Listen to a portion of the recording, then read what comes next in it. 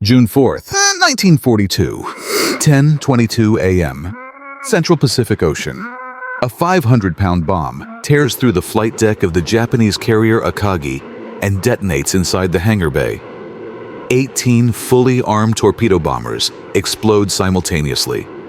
A wall of fire rips through the ship at 3,000 degrees. Sailors burn alive where they stand. Aviation fuel pours across the deck like liquid hell, igniting everything it touches. Within 60 seconds, the pride of the Imperial Japanese Navy transforms into a floating inferno. 300 meters away, Kaga suffers the same fate. Then, Soryu, then Hiryu. 4 aircraft carriers, the most powerful striking force on Earth, destroyed in a single morning. Over 3,000 men dead. The ocean burns with oil and wreckage for miles in every direction. Admiral Chuichi Nagumo stands on the bridge of his dying flagship, watching black smoke consume the horizon. 6 months ago, these same carriers devastated Pearl Harbor. 6 months ago, Japan ruled the Pacific. Now, in less than 5 minutes, everything has changed. But here is the part nobody in Tokyo understands yet. The 4 carriers burning at Midway are not just ships. They are irreplaceable. Japan's most advanced shipyards need 4 to 5 years to build a single fleet carrier. 4 carriers means 20 years of construction erased in one morning. And somewhere in Newport News, Virginia, a 32-year-old welder named Frank Hoskins is about to clock in for his night shift at the largest shipyard in America. He does not know it yet, but he and 40,000 workers like him are about to build something that will make Japanese admirals question their own sanity. 24 Essex-class carriers, completed faster than Japan can build one. The numbers will be so absurd that Japanese intelligence officers will initially dismiss them as American propaganda. They are not propaganda. They are the reason Japan loses the war. The situation in the Pacific by mid-1942 is desperate for both sides, but for entirely different reasons. America has lost its battleship fleet at Pearl Harbor. The carriers Lexington and Yorktown are gone. Hornet will be sunk at Santa Cruz in October. By late 1942, the United States Navy operates exactly 2 fleet carriers in the entire Pacific Ocean. 2 carriers against a Japanese empire stretching from Burma to the Solomon Islands, from the Aleutians to the Dutch East Indies. Millions of square miles of ocean defended by 2 ships. Admiral Chester Nimitz, Commander-in-Chief of the Pacific Fleet, sits in his headquarters at Pearl Harbor, reading casualty reports. Guadalcanal is consuming men and machines at rates nobody predicted. Marines fight and die in jungle heat, while the Navy struggles to keep supply lines open with a handful of carriers. Every carrier sortie risks the entire Pacific strategy. Lose one more flight deck and the offensive stops, period. Meanwhile, Japan still possesses 5 operational fleet carriers: Shokaku, Zuikaku, Junyo-Hayo, and the light carrier Ryujo. Their pilots, though diminished after Midway, still include veterans with thousands of hours of combat experience. Men who struck Pearl Harbor, raided Darwin, swept through the Indian Ocean. Japanese naval aviation remains dangerous, experienced, lethal. The mathematics of the Pacific War reduced to a brutal equation. Whoever builds more carriers faster wins. And in 1942, nobody believes America can build carriers fast enough to matter. Traditional naval construction requires 3 to 5 years per fleet carrier. Even optimistic projections suggest the United States might complete 6 new carriers by 1945. 6 carriers in 3 years. That is the conventional wisdom. That is what Japanese planners count on when they calculate their defensive strategy. They are wrong by a factor of 4. But everything is about to change because of people nobody pays attention to. Not admirals, not generals, not politicians, shipyard workers, welders, riveters, electricians, crane operators, men and women who have never seen the ocean, who have never heard a shot fired in anger, who show up at dawn and work until midnight, building ships they will never sail on. People like Frank Hoskins. Frank Hoskins grew up on a tobacco farm in rural Virginia during the Depression. He never finished high school. He picked up welding from his uncle, who repaired farm equipment, learning to run a bead on rusty steel with a homemade torch. When Newport News Shipbuilding started hiring in 1940, Frank walked 12 miles to apply. He lied about his experience, claiming 2 years at a fabrication shop that did not exist. The foreman tested him on the spot. "Weld this plate." Frank laid down a bead so clean the foreman hired him before the metal cooled. By December 1941, Frank had become one of the fastest hull welders in the yard. He could run 20 feet of structural weld per hour, twice the standard rate with rejection rates under 2%. His hands were steady. His eye was precise. He understood metal the way a musician understands rhythm. Not through theory, but through touch, through sound. Through the way steel sang when he'd hit it at exactly the right angle. When Essex-class construction began, Frank found himself assigned to hull number 1, the future USS Essex. And on his first day looking at the blueprints, the standard welding procedure required each hull plate to cool completely before the adjacent plate could be welded. This meant welders spent 40% of their shift waiting for steel to cool. Waiting while a war raged across the Pacific, and sailors died because there were not enough carriers. Frank started experimenting during night shifts when supervisors were scarce. He developed a staggered welding technique, working alternating plates in sequence so that by the time he returned to the first position, the steel had cooled naturally. No waiting, no downtime. Continuous welding across entire hull sections. His output doubled overnight. When his shift foreman discovered what Frank was doing, he nearly fired him on the spot. Unauthorized modification of approved welding procedures violated every regulation in the yard. Navy inspectors had certified the original technique. Changing it without engineering approval could compromise hull integrity, could get men killed at sea. The foreman told Frank his idea was crazy and ordered him to stop immediately. Frank refused. He pulled his foreman to the test bay and demonstrated the technique on sample plates. Then he demanded the plates be X-rayed. Standard Navy inspection protocol. The X-rays came back the next morning. Zero defect. Not a single void crack or inclusion across 40 feet of continuous weld. The metallurgical analysis showed the staggered cooling actually improved grain structure in the heat-affected zone. Frank's unauthorized technique produced stronger welds in half the time.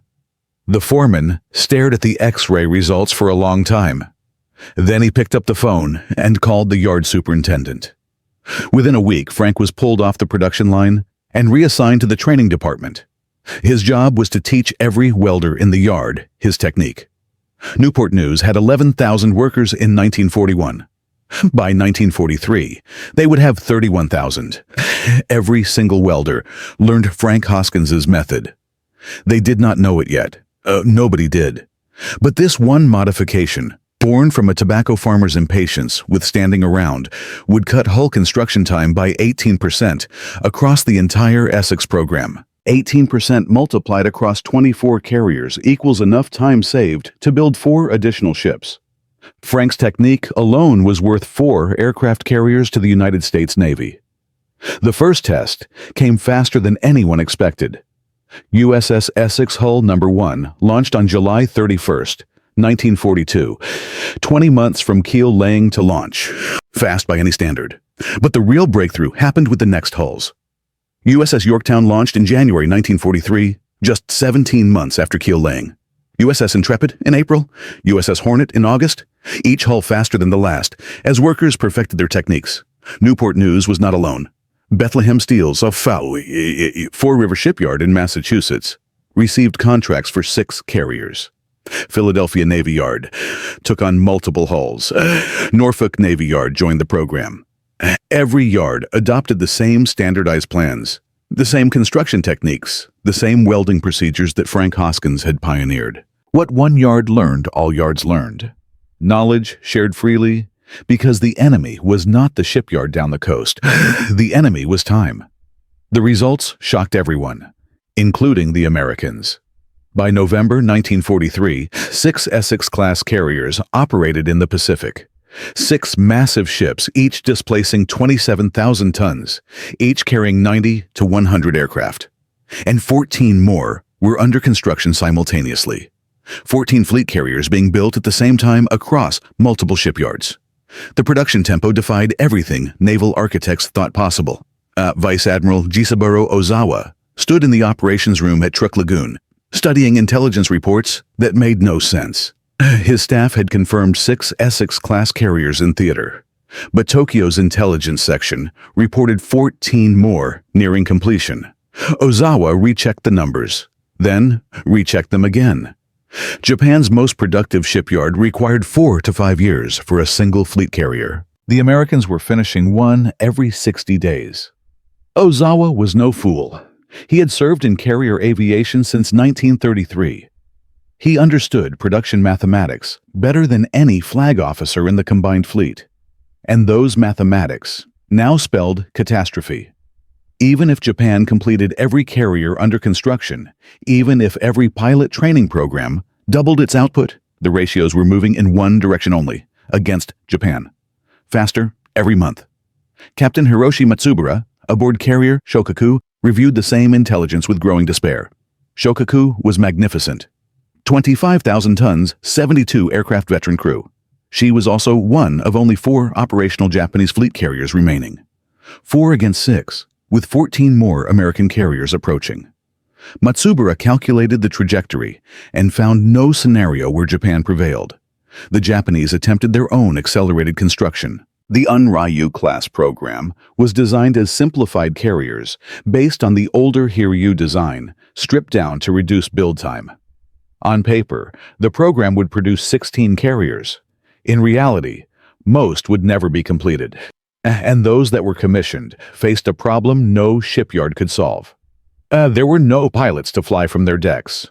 Building carriers without trained aircrew was like manufacturing rifles without ammunition. Impressive looking, completely useless. Japan's pilot training pipeline had shattered under the weight of combat losses. 18 months to produce a marginally qualified carrier pilot. By mid-1943, training had been slashed to 12 months, then 6 months. Graduates arrived at carriers with fewer than 100 flight hours. Many had never landed on a carrier at night. Some had never fired live ammunition. Meanwhile, American naval aviation training schools graduated 2,000 fully qualified pilots every month. Each pilot accumulated 500 to 1,000 flight hours before deployment. Instrument qualification, night landing certification, extensive gunnery training. The quality gap was as devastating as the quantity gap. The first real demonstration of what Essex-class carriers could do in combat was approaching. The Gilbert Islands campaign in November 1943 would deploy 6 Essex carriers in coordinated strikes that would make Japanese commanders physically ill when they read the after-action reports. But that was only the beginning. Because behind those 6 carriers, 14 more were being welded together by workers like Frank Hoskins, working 3 shifts, around the clock, 7 days a week, building the weapon system that would make Japanese naval aviation extinct. And in part 2, we will witness what happens when those carriers unleash their full power at the Battle of the Philippine Sea, where American pilots will shoot down so many Japanese aircraft in a single day that they give it a nickname that still echoes through history. The Great Marianas Turkey Shoot, 470 Japanese aircraft destroyed against 30 American losses.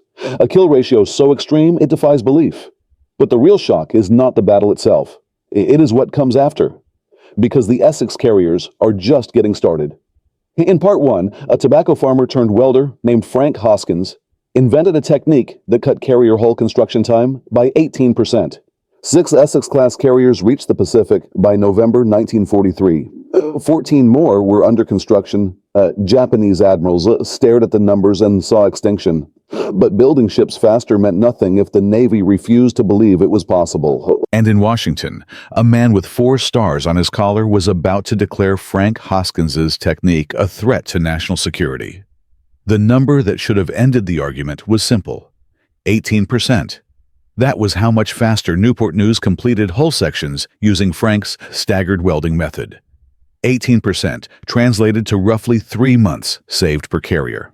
3 months multiplied by 24 hulls equaled 6 years of construction time recovered. Enough to put 4 additional flight decks in the Pacific. 4 carriers that could launch 360 aircraft.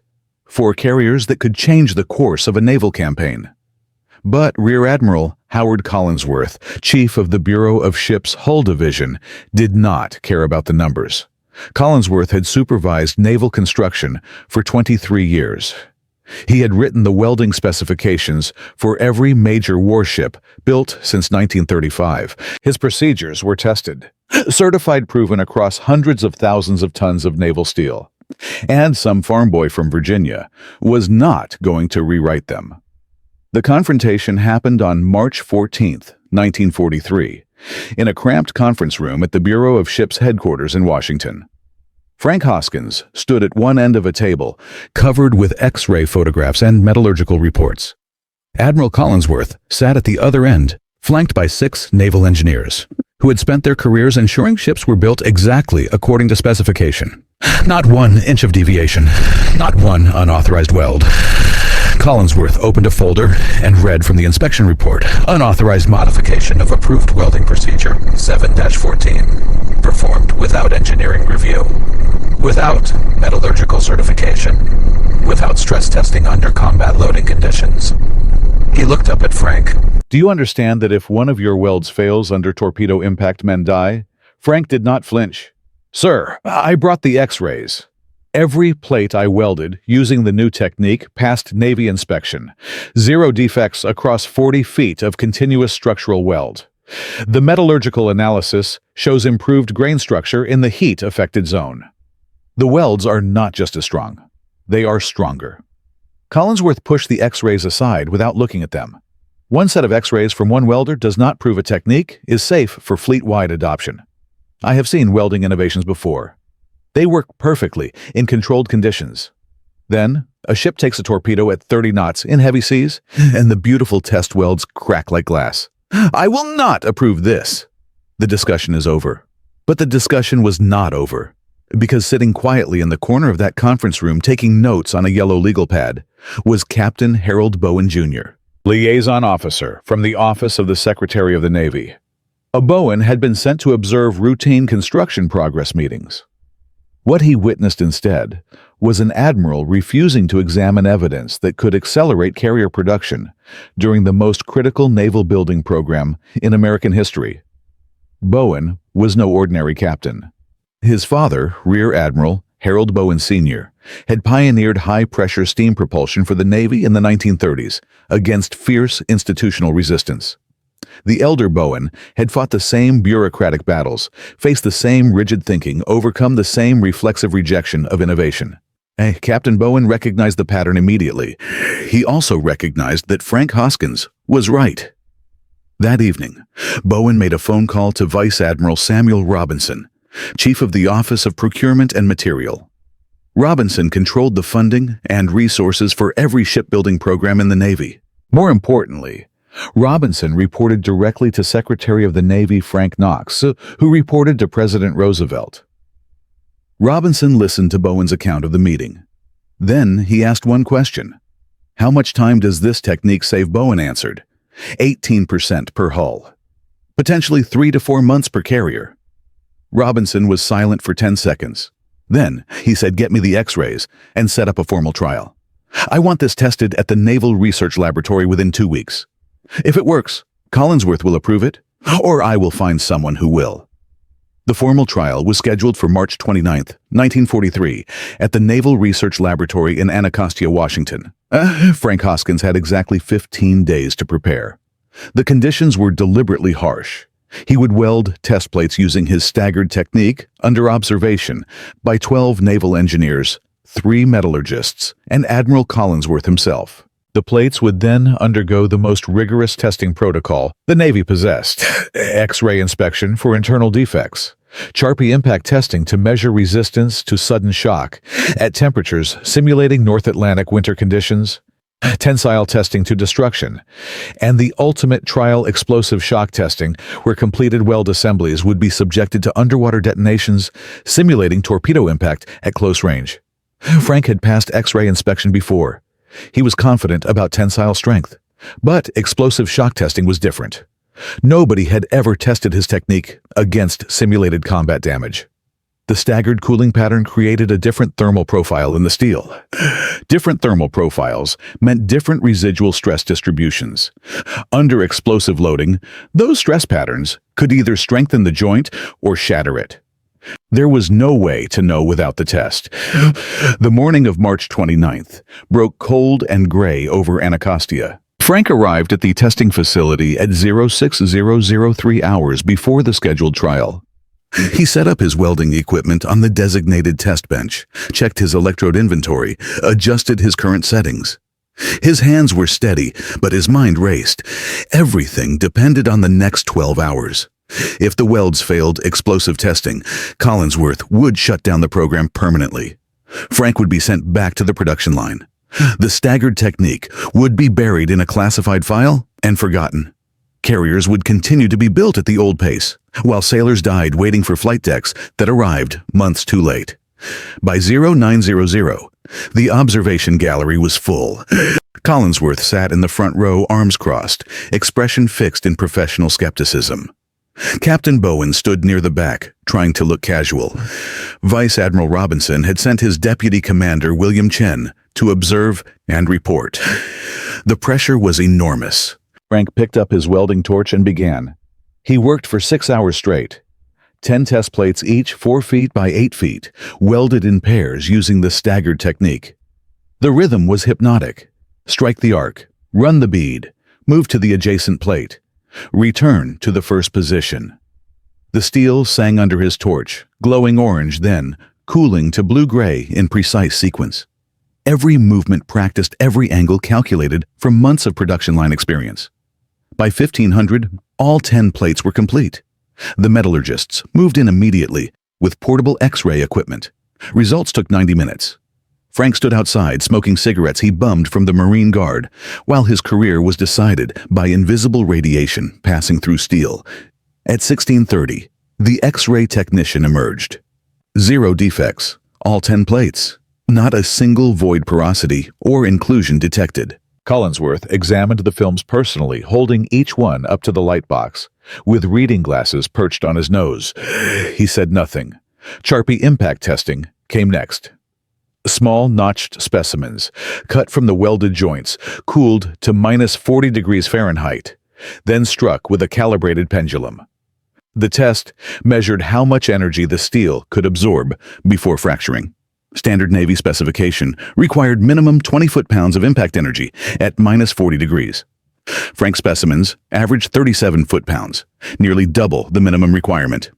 The metallurgists exchanged glances. These numbers were exceptional. Tensile testing confirmed the pattern. Ultimate tensile strength averaged at 72,000 pounds per square inch across all specimens. Standard specification called for 60,000 minimum.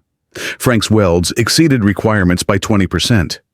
But everyone in the room knew that laboratory numbers meant nothing until the explosive test. The next morning, March 30th, test assemblies were transported to the underwater explosive testing facility on the Potomac River. 6 welded plate assemblies, 3 using Frank's staggered technique, and 3 using standard Navy procedure, were mounted on test frames and submerged. Explosive charges calibrated to simulate torpedo detonation at 50 meters were positioned at precise distances.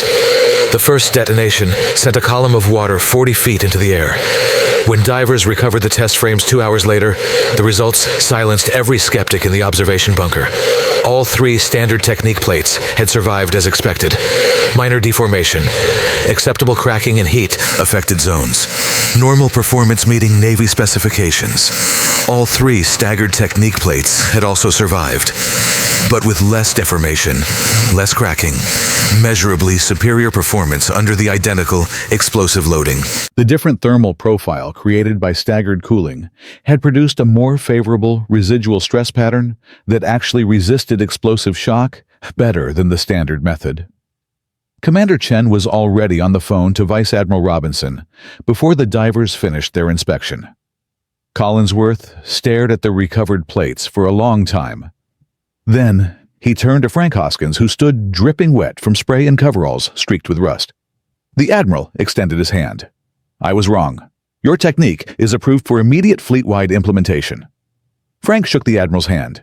He did not smile. There was too much work to do. Implementation began within 72 hours. The Bureau of Ships issued Technical Directive 43-217 on April 2, 1943, mandating adoption of the staggered welding technique across all Essex-class construction yards. But a piece of paper from Washington and actual change on the production floor were two very different things. Newport News adopted immediately. Frank's colleagues had been using the technique informally for months. Official approval simply validated what they already knew worked. But Bethlehem Steel's Four Rivers shipyard in Massachusetts resisted. Their welding supervisors had 20 years of experience with standard procedures. They did not trust a technique developed by some Virginia farm boy, Navy approval or not. Philadelphia Navy Yard was worse. Union rules required formal retraining certification before any procedural change. Certification took weeks they did not have. Frank Hoskins spent April and May 1943 traveling between shipyards, like an evangelist preaching to hostile congregations. He demonstrated the technique on production floors. Trained skeptical welders argued with foremen who saw him as a threat to their authority. At Fore River, a veteran welder named Big Mike Kowalski publicly challenged Frank to a speed and quality competition. Standard technique versus staggered technique. Same plates, same specifications, Navy inspectors judging. Frank finished his plates in 4 hours and 12 minutes. Big Mike took 7 hours and 41 minutes. Both passed X-ray inspection with 0 defects.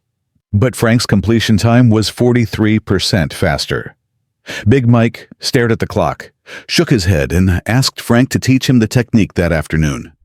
Word spread through the shipyards like fire through dry timber. By June 1943, every Essex-class construction facility had adopted the staggered welding method. The effect on production timelines was immediate and measurable. USS Hancock laid down January 26, 1943 at Bethlehem Fore River, was launched on January 24, 1944. 12 months from keel to launch. USS Shangri-La achieved similar acceleration.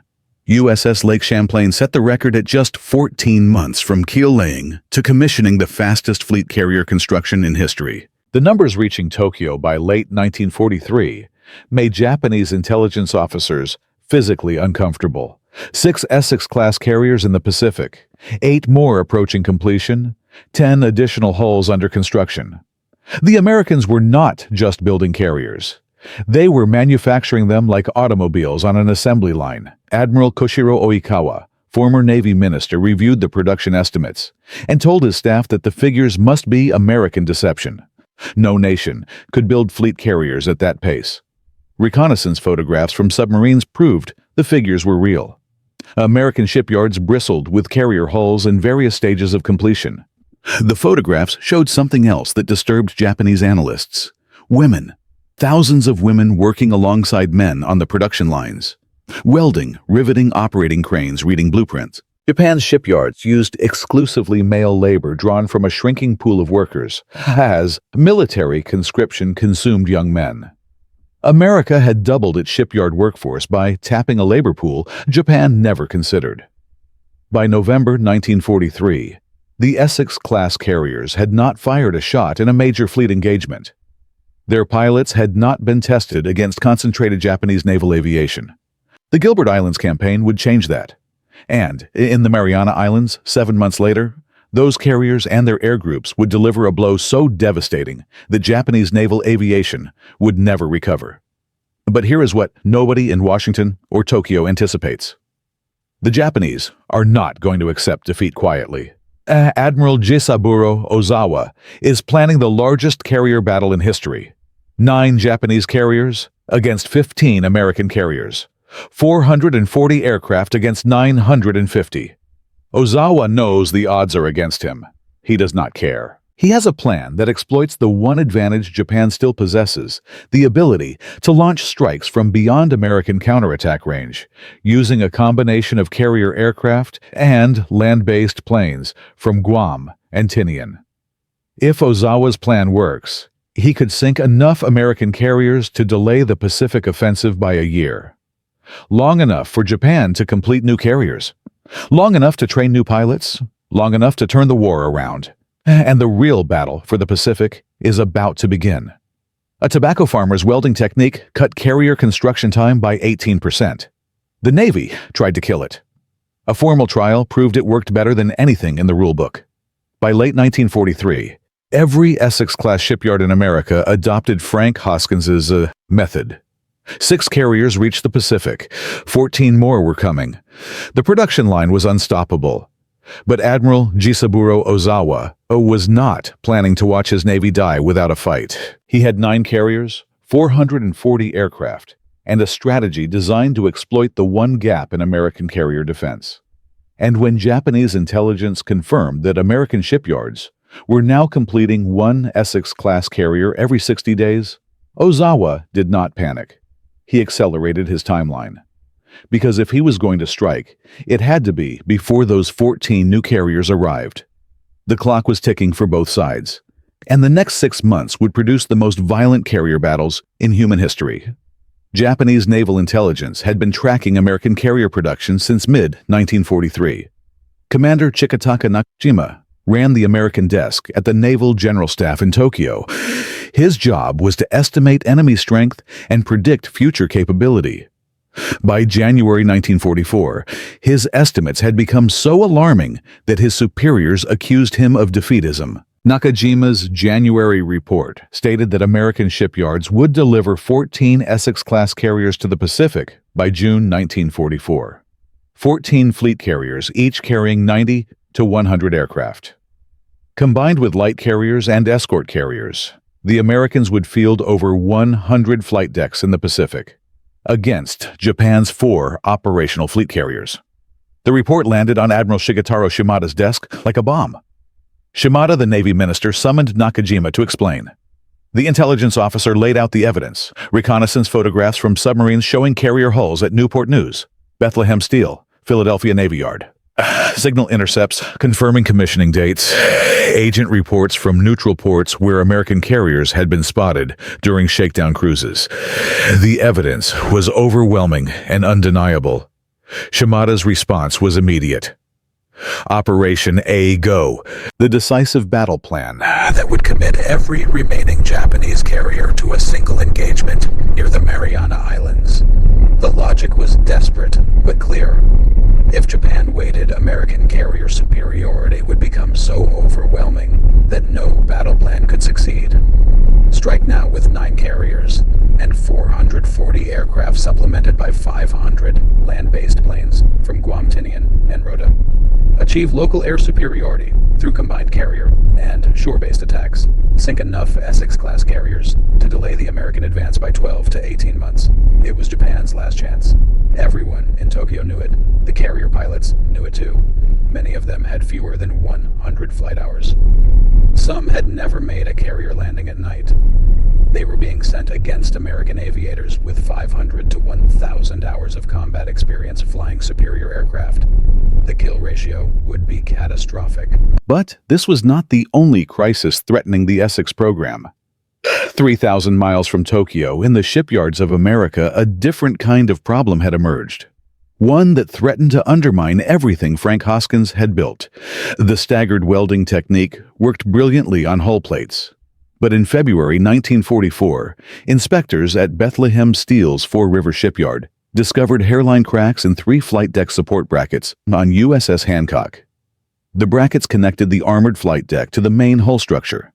They bore the weight of landing aircraft, the shock of arrested landings, the stress of bomb detonations during combat.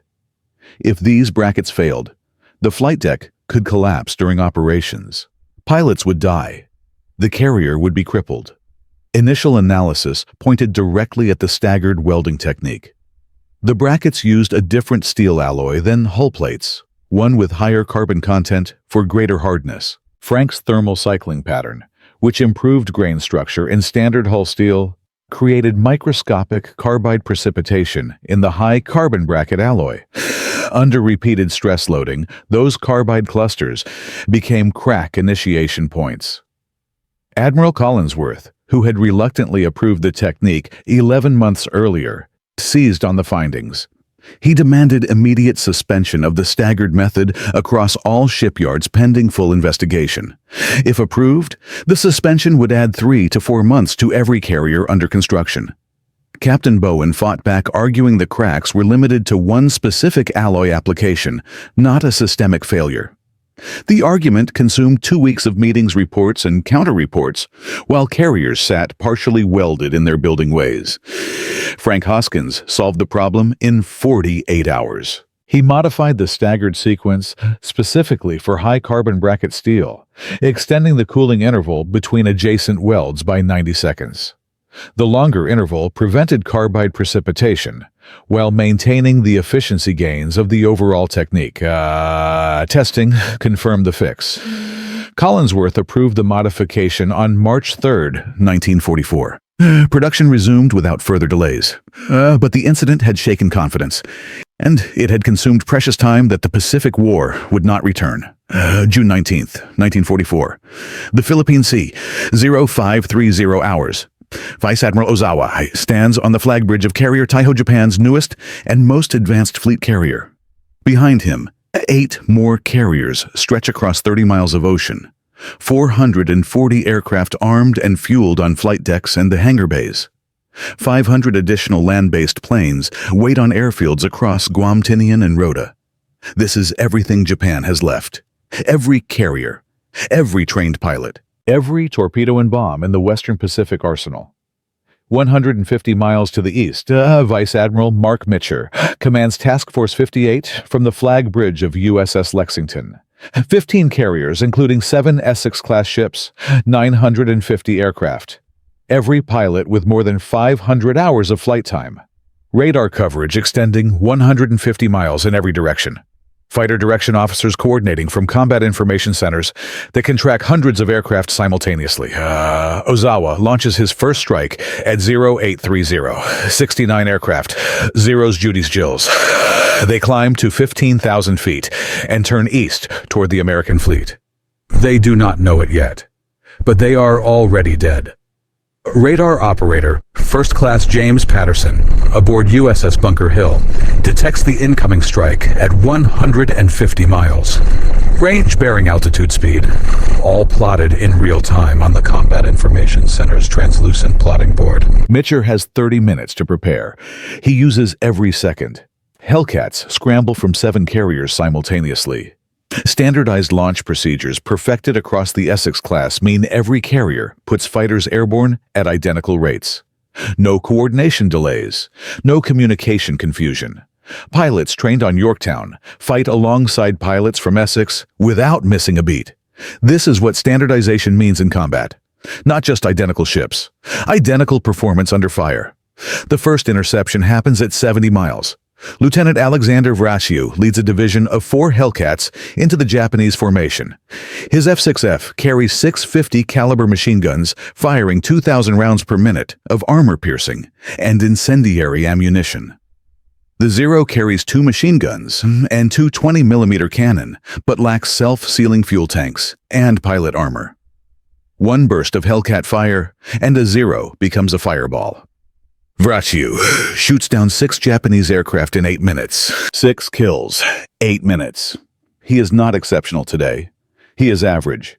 Across the battle space, American pilots are achieving similar ratios. The Japanese pilots, with their 100 hours of training, cannot match veterans with 1,000 hours. They fly in predictable patterns. They fail to check their 6. They die in flames wondering what went wrong. The second wave arrives at 11:07, 128 aircraft.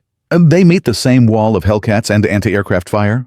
Proximity-fused shells from American surface ships detonate within lethal radius of Japanese aircraft without requiring direct hits. The technology is classified. The Japanese do not know it exists. They only know that flak is exploding with impossible accuracy. Wave 3, 47 aircraft. Wave 4, 82 aircraft. Each wave smaller than the last as Ozawa runs out of planes to launch. Each wave annihilated with the same mechanical efficiency. American carriers rotate fighter squadrons continuously. Fresh pilots replace tired ones without interruption. The Essex-class operational tempo grinds through Japanese air power like a machine processing raw material. By sunset on June 19th, the numbers are complete. 346 Japanese carrier aircraft destroyed. 50 land-based planes shot down. American losses total 30 aircraft. The kill ratio exceeds 11 to 1. American pilots call it the Great Marianas Turkey Shoot. The name sticks because it is accurate, but the killing is not finished. Submarine USS Albacore finds carrier Taiho at 0910 and puts one torpedo into her starboard side. The damage seems survivable, but Taiho's damage control officer, inexperienced and poorly trained, orders ventilation systems activated to clear fuel fumes. The ventilation spreads aviation fuel vapors throughout the ship instead of containing them. 7 hours later, the vapors ignite. Taiho, 3 months old. Japan's most advanced carrier explodes and sinks. Most of her crew dies. Submarine USS Kavala torpedoes Shokaku that afternoon. 3 torpedoes strike port side. Fires erupt. Aviation fuel explodes through hangar decks. The Pearl Harbor veteran, last operational survivor of the attack that started the war, capsizes and sinks. 1,200 men go down with her. On June 20th, Mitcher launches a maximum range strike against Ozawa's retreating fleet. 216 aircraft at extreme fuel limits. They sink carrier Hayo and destroy 65 more Japanese aircraft. Ozawa retreats with his remaining ships. He has lost 3 carriers, 440 aircraft, and virtually every trained pilot in the Japanese Navy. Task Force 58 has lost 30 aircraft to enemy action and 80 to fuel exhaustion during the long-range strike recovery. Most ditched pilots are rescued. The American fleet is intact. Every Essex-class carrier operational, not a single flight deck damaged. The next morning, those same carriers launch strikes against Guam. The day after that against Tinian. The day after that against Pagan Island. 19 consecutive days of continuous flight operations. 470 fighter sweeps. 220 bombing strikes. Aircraft availability rates exceeding 80% despite combat losses. No pause. No rest. No mercy. The impact rippled outward from the Philippine Sea like a shockwave. Within weeks, every command in the Pacific understood what had happened. Japanese naval aviation had been effectively destroyed as a fighting force in a single day, not through the luck or surprise, but through systematic superiority in ships, aircraft pilots, technology, and operational tempo. The numbers told the story in language no one could dispute. Before the Philippine Sea, Japan possessed 440 trained carrier pilots. After the battle, fewer than 35 survived. American carrier strength increased from 15 to 17 fleet carriers by August 1944 as new Essex-class ships completed shakedown and deployed west. Japanese carrier strength dropped from 9 to 6 with no trained air groups to operate from their decks. Admiral Nimitz's after-action report to Admiral King in Washington captured the magnitude of the achievement. Task Force 58 has demonstrated that standardized carrier production, combined with superior pilot training, creates combat capability no enemy can overcome. The Essex-class program has delivered not merely ships, but a system of naval warfare that renders opposing carrier forces obsolete. The report did not mention Frank Hoskins by name. It did not need to. Every carrier in Task Force 58 had been built faster because of his technique. Every hull welded stronger because a tobacco farmer refused to stand around waiting for steel to cool. The connection between a welding innovation in Virginia and 400 dead Japanese pilots over the Philippine Sea was invisible but unbreakable. Frank Hoskins received the Navy Civilian Service Award in September 1944. The citation praised his contribution to accelerated warship construction. He attended a brief ceremony at Newport News, shook hands with the yard superintendent, and returned to his welding station for the afternoon shift. USS Shangri-La needed her forward hull plates finished by Friday. By October 1944, 17 Essex-class carriers operated in the Pacific. Task Force 38, under Admiral William Halsey, prepared for the invasion of the Philippines. The largest naval battle in history was approaching. Leyte Gulf, 4 separate engagements across 100,000 square miles of ocean. And Japan was about to commit its last remaining carriers as sacrificial decoys in a desperate gamble to destroy the American landing force. But this final act of the carrier war would reveal something nobody anticipated. Not the power of the Essex-class in attack, which was already proven beyond doubt, but their ability to survive. Because the Japanese had one weapon left that could reach American flight decks. Young men willing to fly their aircraft directly into enemy ships. No evasion, no return, no survival. The kamikaze. And what those suicide pilots discovered when they struck Essex-class carriers would shock Japanese commanders even more than the production numbers. These ships refused to die. That story and the fate of the man who helped build them awaits in Part 4. A tobacco farmer who never finished high school invented a welding technique that the United States Navy called crazy. He proved them wrong with X-rays and explosive testing. His method spread to every shipyard in America, cutting carrier construction time by 18%. 24 Essex-class carriers rolled off production lines faster than Japanese intelligence believed possible.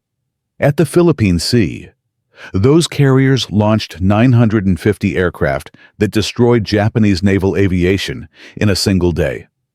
At Leyte Gulf, they sank Japan's last operational carriers. Kamikaze pilots slammed into their flight decks, and the ships refused to die. But what happened to Frank Hoskins, the man whose hands welded the hulls that won the Pacific War? The answer contains a twist that nobody saw coming. Because success in wartime does not always translate to recognition in peace. And the most important chapter of Frank's story was written not in steel, but in silence. August 15th, 1945. Emperor Hirohito's voice crackles over radios across Japan, announcing surrender. In Newport News, Virginia, the shipyard whistles blow for 15 straight minutes. Workers pour out of the building ways, embracing weeping, throwing welding gloves into the air. Frank Hoskins stands at his station on hull number 23, the future USS Philippine Sea Torch, still warm in his hand. He sets it down carefully on the steel plate he will never finish welding. The war is over.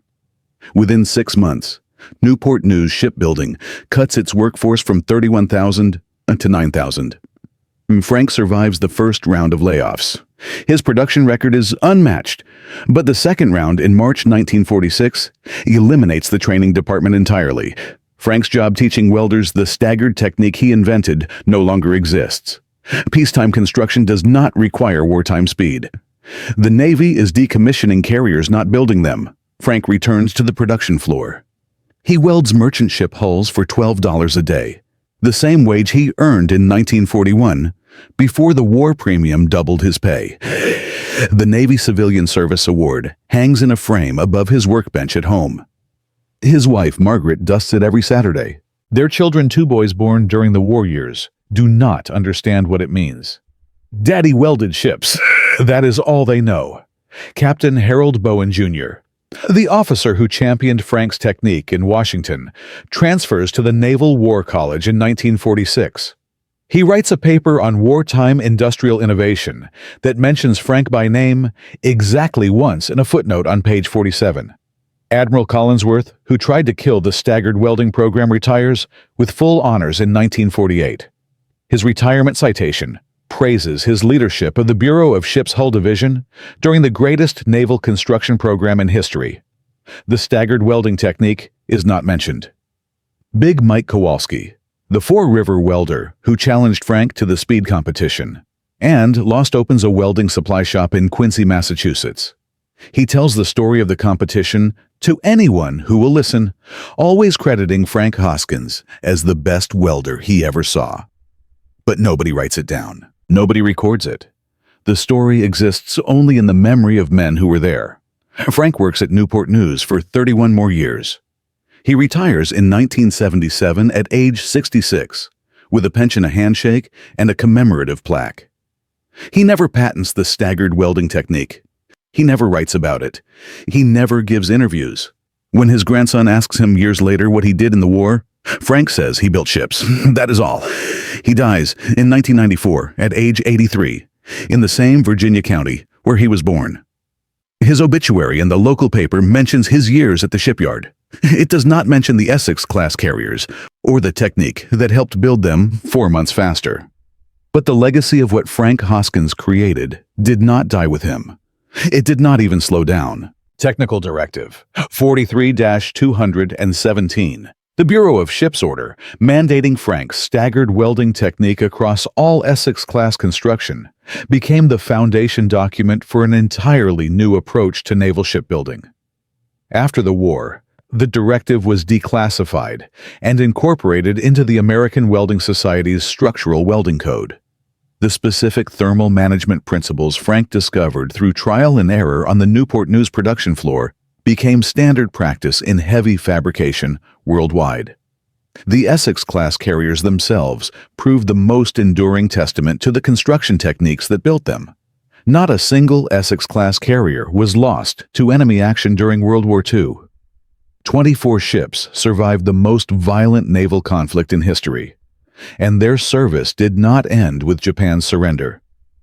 It was only beginning. USS Essex deployed to Korea in 1951, launching strikes against North Korean positions from the same flight deck built by Frank Hoskins's welding crews 10 years earlier. USS Bonhomme Richard flew combat missions over Korea and later over Vietnam, where her aircraft struck targets along the Ho Chi Minh Trail in 1967. USS Intrepid, the carrier that survived 5 kamikaze hits, served 3 combat tours in Vietnam before becoming a museum ship in New York City, where she sits today. USS Lexington, the last operational Essex-class carrier, was not decommissioned until 1991. She served 48 years. Nearly half a century of continuous naval service from a ship class designed for a war that lasted 4 years. The welded hulls that Frank Hoskins and thousands of workers like him built in the 1940s proved so structurally sound that they outlasted every prediction naval engineers ever made. The production techniques pioneered during Essex construction revolutionized shipbuilding globally. Modular construction methods first developed to accelerate carrier assembly became standard practice in commercial shipbuilding by the 1960s. The staggered welding approach evolved into modern, multi-pass thermal management techniques, used in everything from oil tanker construction to offshore platform fabrication. Nuclear aircraft carriers from USS Enterprise in 1961 to USS Gerald Ford, commissioned in 2017, trace their construction methodology directly to innovations developed during the Essex program. The numbers tell a story that spans decades. 24 Essex-class carriers built. Over 150,000 combat sorties, flown during World War II alone. More than 5,000 Japanese aircraft destroyed by Essex air groups. 200,000 tons of enemy warships sunk. 0 Essex-class carriers lost to enemy action. Combined service life across all 24 ships, exceeding 700 years. 700 years of naval service from a ship class, conceived in desperation, and built by workers who learned their trades on farm equipment and factory floors. But the deepest lesson of the Essex-class story is not about welding techniques, or ship construction, or even industrial production. It is about where innovation comes from and why institutions resist it. Every military in history has faced the same paradox. The organizations most in need of innovation are structurally designed to prevent it. Hierarchies reward compliance. Regulations enforce uniformity. Experience becomes doctrine, and doctrine becomes dogma. The men who rise to positions of authority are the men who mastered existing systems, not the men who questioned them. Admiral Collinsworth was not stupid. He was not cowardly. He was a product of a system that punished deviation and rewarded consistency. His instinct to reject Frank's technique was not personal. It was institutional. What made the American system different was not that it lacked institutional resistance. It had plenty. Collinsworth fought the staggered welding technique for weeks. What made the American system different was that it possessed mechanisms to override that resistance when the evidence demanded it. Captain Bowen's phone call to Vice Admiral Robinson. Robinson's authority to order formal testing over Collinsworth's objections. The Naval Research Laboratory's ability to conduct objective evaluation independent of the Bureau of Ships' preferences. The system contained its own corrective mechanisms. Japan's system did not. Commander Minoru Genda, who conceived the Pearl Harbor attack, proposed radical tactical innovations throughout the war. Most were rejected by senior officers, who viewed deviation from established doctrine as insubordination. Japanese shipyard workers undoubtedly had their own insights about construction efficiency, their own Frank Hoskins moments of practical genius. But no mechanism existed to capture those innovations, test them objectively, and implement them across the industrial base. Individual brilliance died at the level of individual workers. This pattern repeats across history. The British rejected the tank concept proposed by Ernest Swinton until Winston Churchill personally intervened. The German military establishment dismissed Heinz Guderian's theories of armored warfare until battlefield results made denial impossible. In every case, the innovation came from outside the established hierarchy and succeeded only when someone with sufficient authority forced the institution to listen. The same dynamic operates today. In every military, every corporation, every government agency, someone with a better idea is being told it is crazy, unauthorized, against regulations. Most of those ideas are genuinely bad, but some are transformational. The difference between organizations that thrive and organizations that die is not the quality of their ideas. It is the speed at which they can identify the good ones and overcome the institutional resistance that blocks them. And there is one final detail about Frank Hoskins that almost nobody knows. A detail buried in the Newport News Shipbuilding Company archives until a historian discovered it in 2008 while researching wartime industrial records. In November 1943, the same month that 6 Essex-class carriers launched their first major combat operation in the Gilbert Islands, Frank Hoskins received a letter from the Navy Department. Not the Civilian Service Award, which came later.